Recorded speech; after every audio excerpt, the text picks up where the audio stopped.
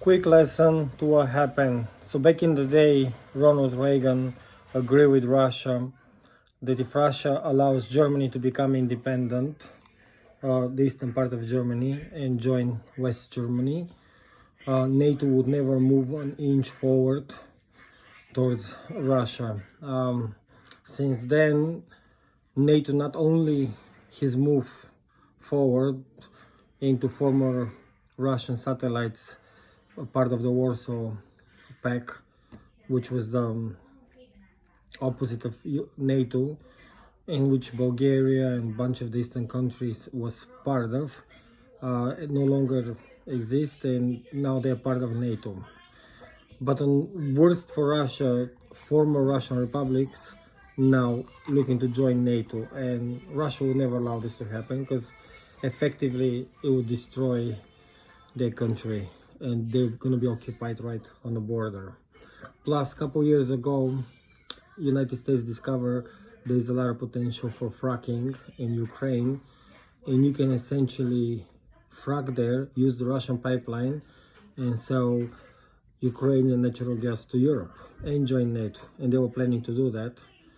They all help overthrow the Russian puppet president of Ukraine, and Russia saw that they cannot afford to lose these military bases that they have, because it's the only military bases they have that don't on the water that don't freeze ever, and they need this it's vital for them.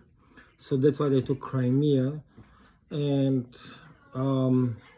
helped pay for Donald Trump to become president of the United States.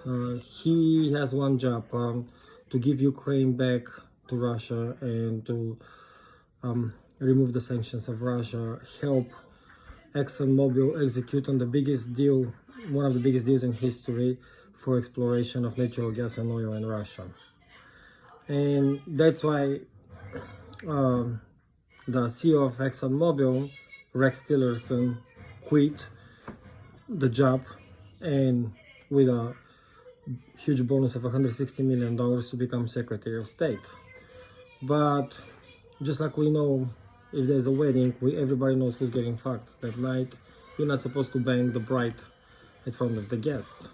So the same thing with Trump, when he had a meeting between him, Rex Tillerson, and the Russian, he asked, how much money you're giving me?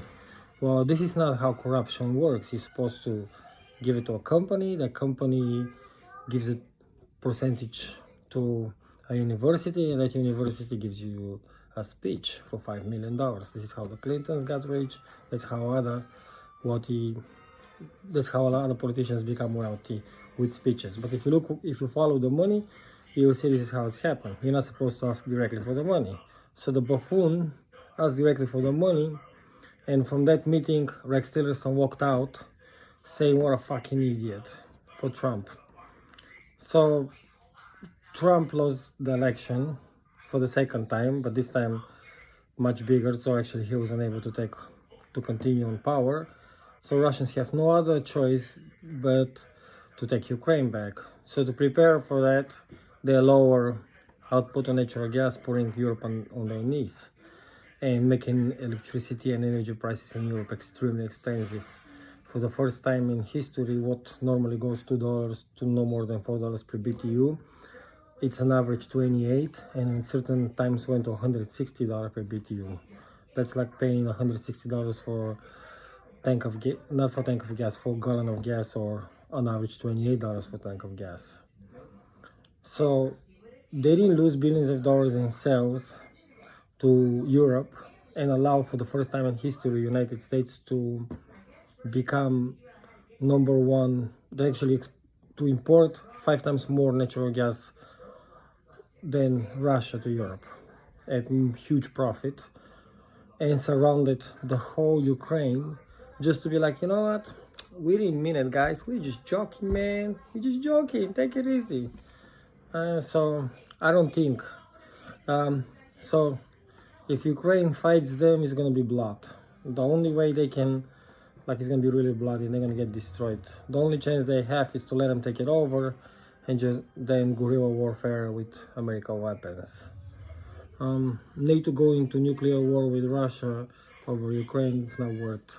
So probably it's going to be a covert operation. And from what I'm seeing now, and this everything I'm saying is my analysis and my perspective, and might be wrong, but it's my opinion, based on information I've seen. Russia just signed a contract for 20-year security deal with Iran, or almost signed, but it's pretty much it's all agreeing on. And I think through Russia is going to give some weapons to Iran, and Iran is going to give some of these weapons to Yemen to fight against the Saudis. And if you blow up Saudi oil, you can't afford really to put sanctions on Russia after Russia takes Ukraine, because it's like I might say, okay, I'm not coming to your establishment and buying water from you, I'm going to buy water from somewhere else. But if there's nowhere water to be bought, you have no choice. You're going to buy it from whoever gives it to you. So if they create this kind of situation, you can't really put sanctions on Russia because the world needs oil. I mean, we haven't switched to electric vehicles and transportation yet 100%, so we're dependent whether we like it or not. So my theory is Russia is going to take Ukraine, and they're going to hit probably the Saudis through giving weapons to Iran, and Iran giving these weapons to Yemen. And if you take the Saudis out of the oil market for a few months, you can't really afford to give Russia sanctions. So oil goes to $300-400 a barrel, and the world economy is coming to a screeching halt. So the biggest winner of this whole situation might be United States oil industry and also the weapons industry. And it will be a huge push for renewables and companies like Tesla. So I've made my bet by buying some options on Occidental Petroleum. So far has worked pretty well, and that's my theory. So if you're interested, watch it. Hopefully I'm wrong, and hopefully there's some kind of peaceful solution and we don't have this disaster. But if it is, from every big disasters, companies will be forced to go more renewable, governments will be forced to invest more in clean electricity. But not only that, is to be able to store this electricity so you don't waste it. Like England, I think, wasted like 1 or 2 terawatts of energy of wind power, which was produced at the wrong time of the day, and they could not use it at that time. So either way, it's going to work out.